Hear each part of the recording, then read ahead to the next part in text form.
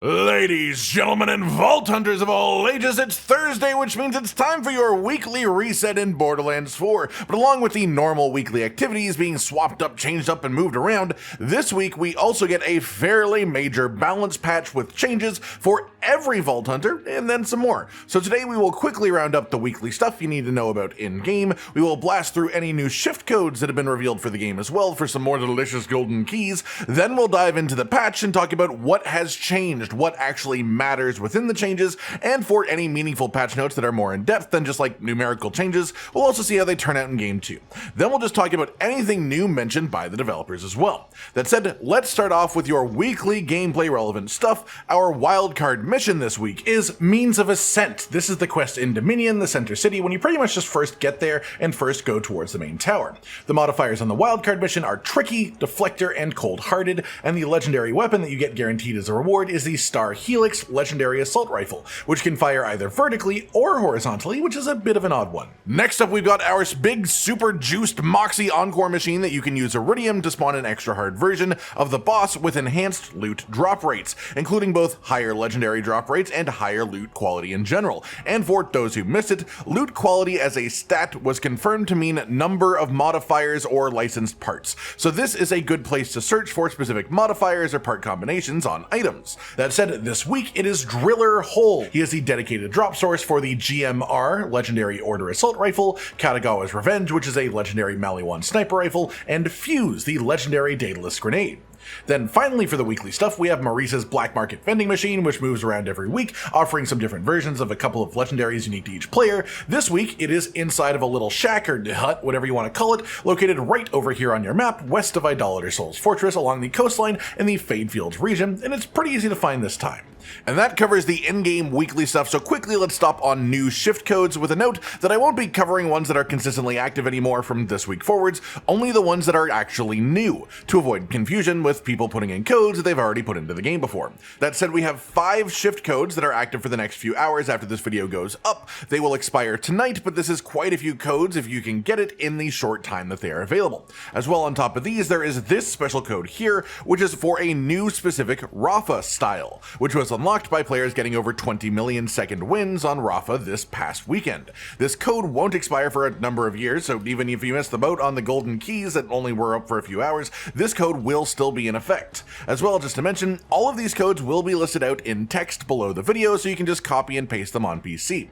With that covered now, let's move on to something big and impactful, the massive balance patch pass that they've gone over the game with. Right out of the gate, before we even properly dive in, there are no nerfs at all, and this week, no actual gun changes either, and also no specialization changes or anything like that. This is all completely skill tree and action skill based buffs for each and every vault hunter, though not in equal amounts. First, the only real non-buff change in this patch, whenever there is a patch, the game will now auto clear your shaders. It was not doing that before, and that was the cause of a lot of PC performance dips after the last patch, so hopefully this change will help people out a bunch moving forwards. As for the buffs then, first up is Harlowe with the least changes by a landslide. She gets 30% increase on stasis slam damage from 0 points, alongside a 14.7% increase to the damage done by 0 point to enemies that are immune to stasis to begin with. This is generally super minor, but it affects the underperforming skill for sure. I just wouldn't expect Harlowe builds to change at all from this update.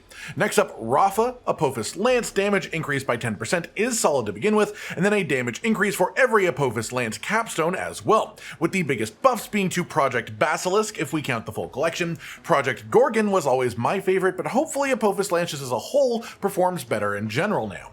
Then we have some general passive node changes. In the people-person tree, which is the Apophis Lance-related skill tree, El Catrin gives Rafa bonus action skill damage as shock and bonus crit damage in general after sliding. This buff increases the scaling by 1% per point on each of those bonuses.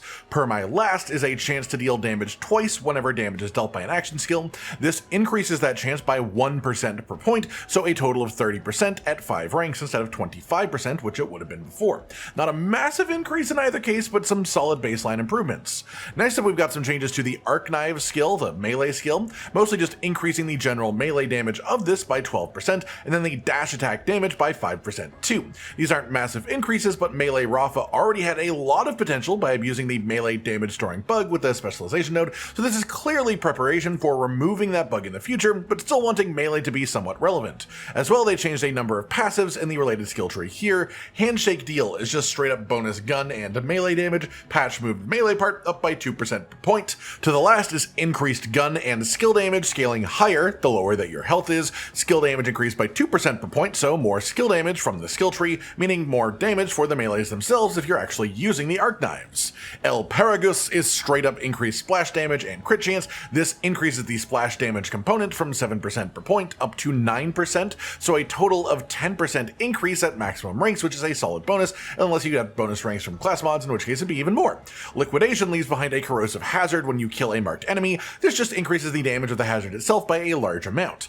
Collaborative Ignition gives bonus damage with skills and ordnance in the element of current gun while overdrive is active. This increases the amount of bonus damage from 6% up to 8% per point, so another 10% total increase of bonus damage at maximum ranks. Very, very solid. Synergia makes it so when Rafa deals ordnance damage, it increases his gun and melee damage, and the patch increases the duration of this buff, as well as the actual bonus going up from 3% to 4% per point for melee specifically. Then finally, Mbj is straight up just action skill duration increase, used to be 6% per point for a total of 30% when fully spec'd into, now up to 7% per point for a total of 35% when fully spec'd. Overall, Arc Knives and melee Rafa builds in general have seen a very large amount of love, and Apophis Lance got a little bit too.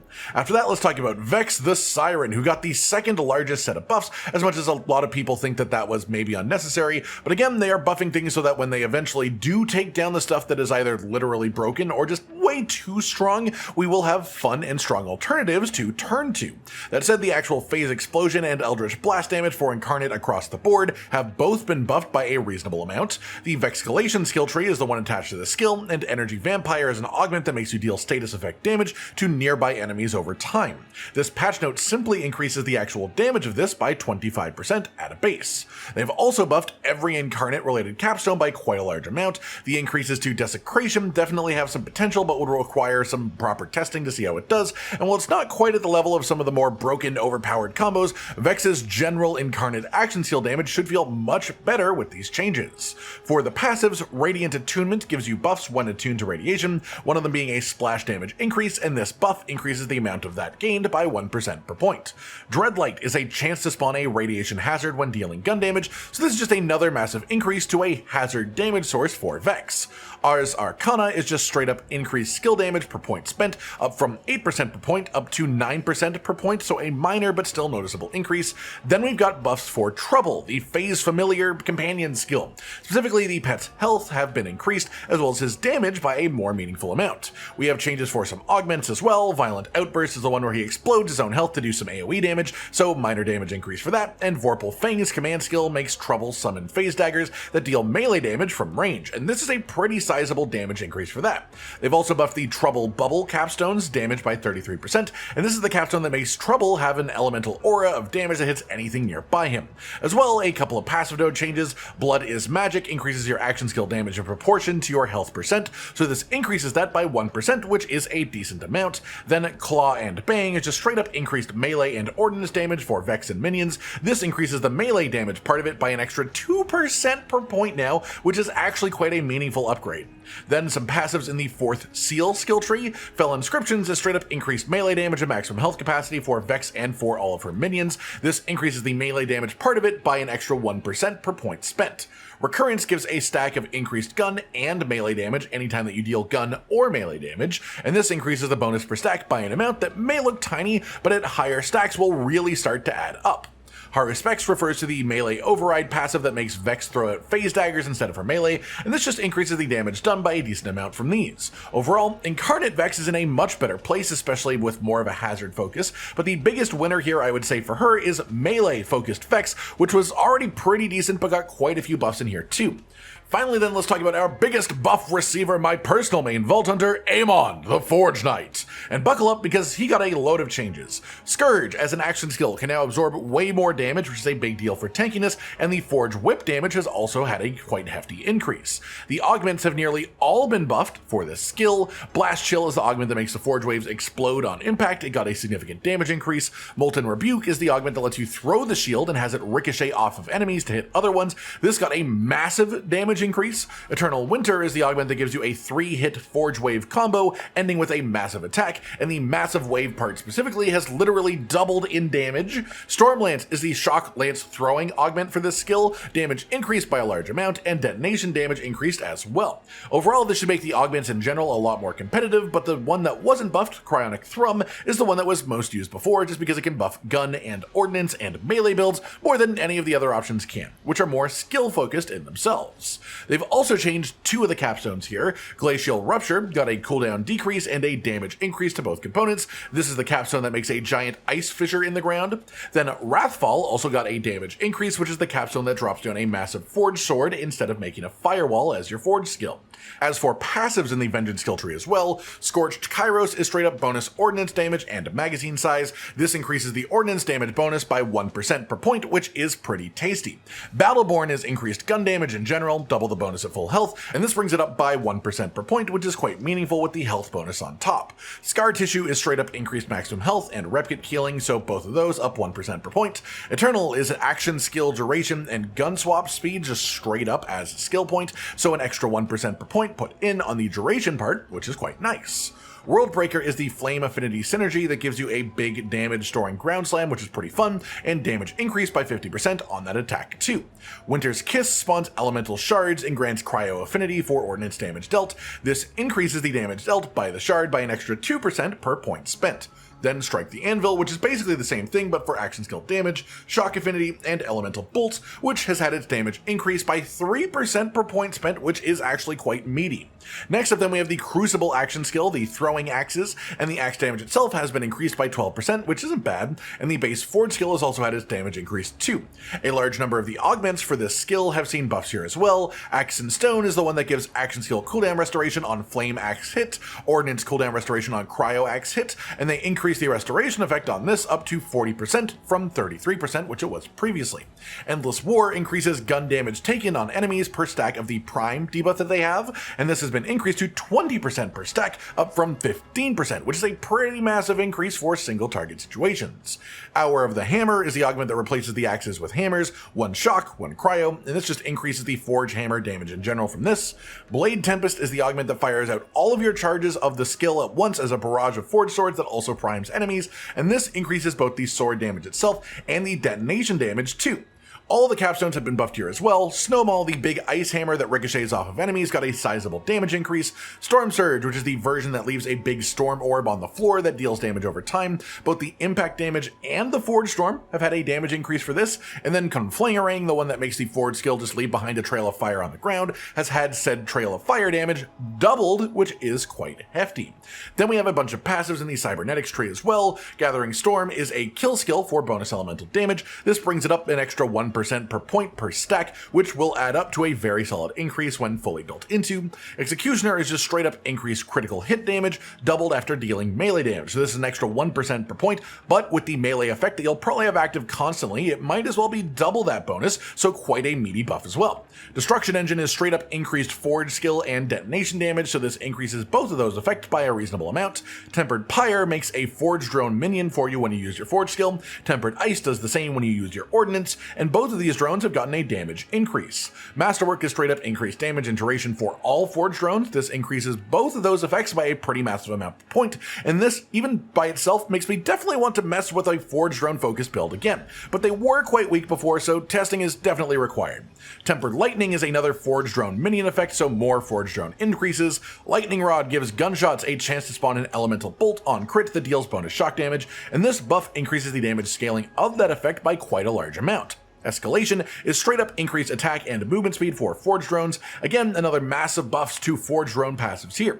Honed Point is crit chance for Forged Drones. Again, another large win for them. And then Heat Exchange isn't the name of an actual passive. I think they used an internal name replacement for the Freezer Burn passive, which increases incendiary damage when you deal cryo damage with a gun, and vice versa. So just another general damage increase. Finally, then we have changes to the Onslaughter action skill and Calamity skill tree in general. For the actual action skill, the shield regeneration per second has been increased by a large amount, basically 50% more than it used to be. The Rocket Punch damage itself has been increased by a massive amount too, though still suffers from forced recovery frames in between punches. Molten Slam, the default Forge skill, has gone down by 25% of its cooldown timer, and the damage has also been increased by 50%. So overall, massive changes to that skill there. A couple of augments also got buffs. Fellfrost is the augment that gives you a Cryo Punch follow-up to the Fire Punch, damage increased by a large amount for this augment. Fulminating Fist is the augment that replaces the Rocket Punch with a shock projectile you fire forwards, damage also increased for this by a pretty large amount. All three Capstones got buffs.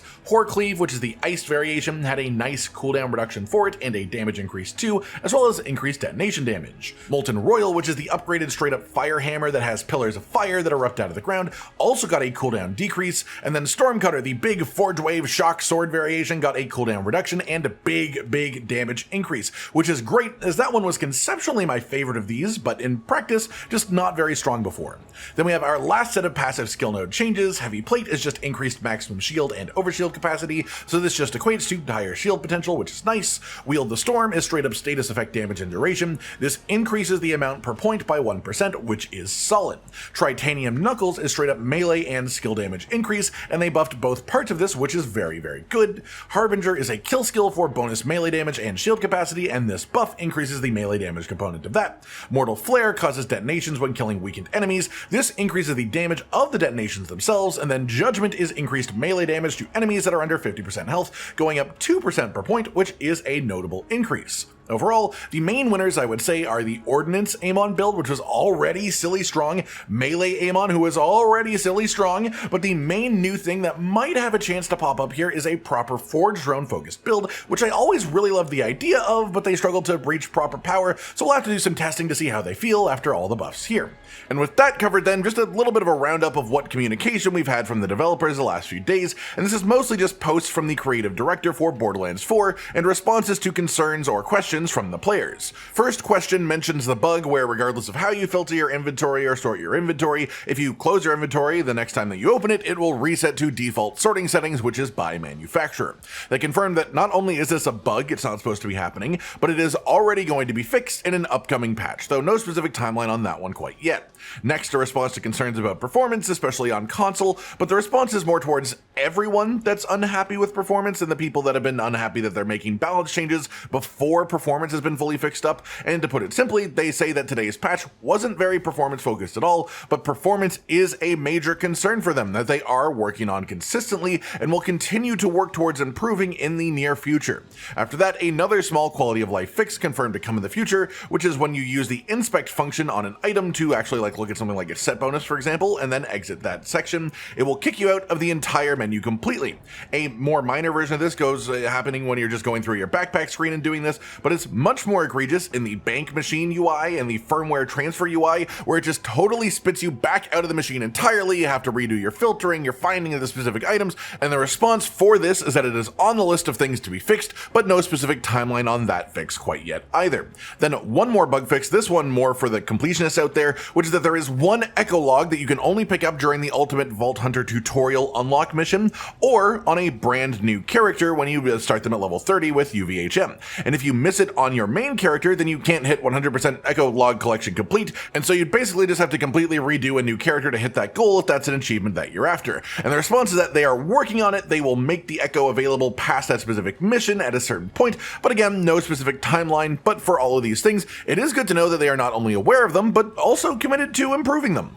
That just about does it for today then, everyone. Your weekly news roundup for Borderlands 4. We had a new Vault Hunter announced at Tokyo Game Show earlier this week, which was pretty exciting in itself, but then just a few days later, we had this pretty massive balance patch at the game. We had our regular weekly activity reset, and we have a bit better idea of some bugs being looked into for future patches as well. I hope you've all enjoyed this, and let me know your thoughts on any of it down in the comments below. Like if you liked the video, subscribe to the notification bell for more, and most importantly, ladies and gentlemen, until next time, I'm the conductor of the poop train! Josh, Cotton, and Hollow with the videos, dropping the humor like a hammer on your tippy toes, bringing entertainment on a daily arrangement to take our insanity and turn it into entertainment. Yes, I said entertainment twice, to reiterate that it is nice to look into your faces on a mostly daily basis when you let us in your homes to make the whole world a stage. Goodbye.